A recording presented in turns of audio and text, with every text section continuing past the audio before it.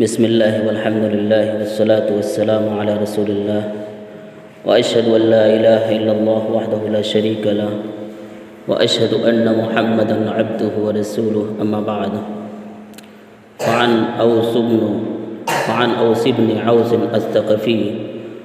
رضي الله تعالى عنه سمعت رسول الله صلى الله عليه وسلم يقول من غسل يوم الجمعة واغتسل ثم بكر وابتكر ومشى ولم يركب ودنا من الإمام فاستمع ولم يلغ كان له بكل خطوة عمل سنة أجر صيامها وقيامها رواہ ابو داؤد۔ سیدنا اوس بن اوس الثقفی رضی اللہ تعالیٰ عنہ بیان کرتے ہیں کہ میں نے اللہ کے رسول صلی اللہ علیہ وسلم کو فرماتے ہوئے سنا کہ جس نے جمعے کے دن غسل کیا اور خوب اچھی طرح سے غسل کیا اور جلدی آیا، یعنی اول وقت میں آیا، پہلے آیا،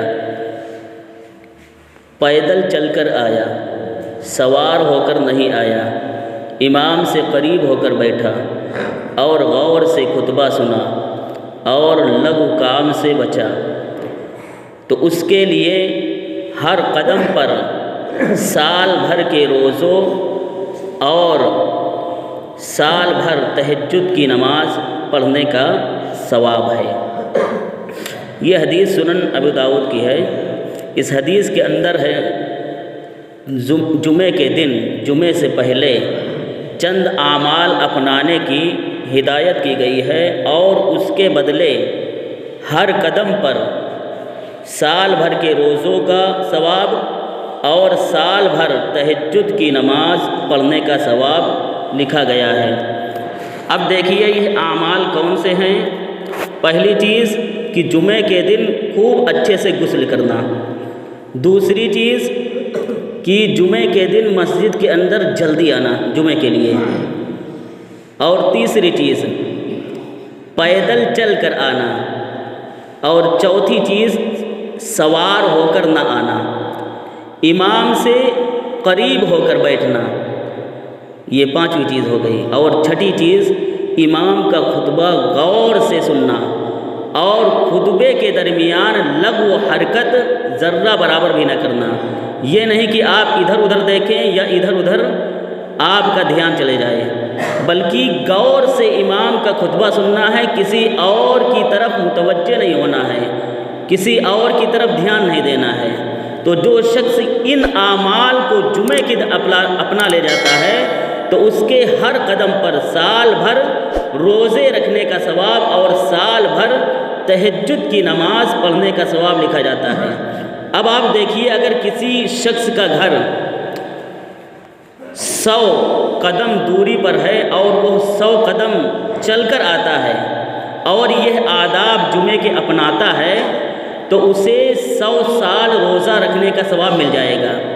انشاءاللہ، اور 100 سال رات میں تہجد کی نماز پڑھنے کا ثواب مل جائے گا۔ صرف جمعے کے دن یہ اعمال اپنانے سے اتنا ثواب آپ کو مل جائے گا۔ اسی طرح جمعے کے آداب میں سے ہے کہ غسل کرنا، مسواک کرنا اور اچھے سے اچھا لباس پہننا، خوشبو لگانا، اور جب آپ مسجد میں آ جائیں تو جہاں پر جگہ آپ کو ملے وہاں پر بیٹھ جائیں۔ یہ نہیں کہ لوگوں کو چیرتے پھاندتے اور ان کی گردنوں کو پھلانگ کر آگے بڑھنے کی کوشش کریں، نہیں، جہاں پر آپ کو جگہ ملے وہاں پر آپ بیٹھ جائیں، اور بیٹھنے سے پہلے 2 رکعت تحیۃ المسجد اگر آپ امام کے خطبے کے بعد آئے ہیں، اذان کے بعد آئے ہیں تو آپ 2 رکعت تحیۃ المسجد پڑھ لیں، اور اگر آپ پھر اس کے بعد بیٹھے، اور اگر آپ امام کے خطبے سے پہلے اذان سے پہلے آئے ہیں 10 منٹ 15 منٹ 20 منٹ پہلے آئے ہیں تو آپ جتنا چاہیں 2 رکعت آپ پڑھ سکتے ہیں، 2 رکعت کے علاوہ آپ جتنا چاہیں اذان ہونے سے پہلے آپ نماز پڑھتے رہیں۔ اسی طرح جب امام کا خطبہ شروع ہو جائے تو غور سے اس امام کا خطبہ سننا ہے، مسجد میں جلدی آنا ہے اور اسی طرح اگر آپ مسجد میں جلدی آ گئے ہیں، وقت ہے، تو سورہ کہف کی تلاوت کریں، کیونکہ اس کی بھی بڑی فضیلت آئی ہے۔ اللہ کے رسول صلی اللہ علیہ وسلم نے ارشاد فرمایا کہ جو شخص جمعے کے دن سورہ کہف کی تلاوت کرتا ہے تو اسے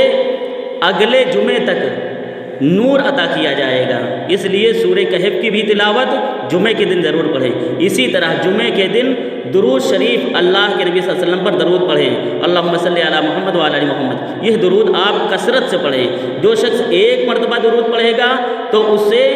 10 نیکیوں کا ثواب ملے گا، 10 اللہ رب العالمین کی رحمت اس پر نازل ہوگی اور 10 گناہ اس کے معاف ہوں گے۔ اسی طرح جمعے کے دن ایک گھڑی ایسی ہے جس میں بندہ جو بھی دعا کرتا ہے وہ دعا اس کی قبول کی جاتی ہے، ایک دعا اس کی قبول کی جاتی ہے۔ اس لیے جمعے کے آداب ہم ضرور سیکھیں اور پھر جمعے کے لیے تیاری کر کے آئیں تاکہ ہمیں خوب ڈھیر سارا ثواب مل جائے۔ اللہ رب العالمین سے میری دعا ہے کہ العالمین ہم تمام لوگوں کو ان میں سے جو بہتر بات ہے اس پر عمل پیرا ہونے کی توفیق عطا فرمائیں، آمین۔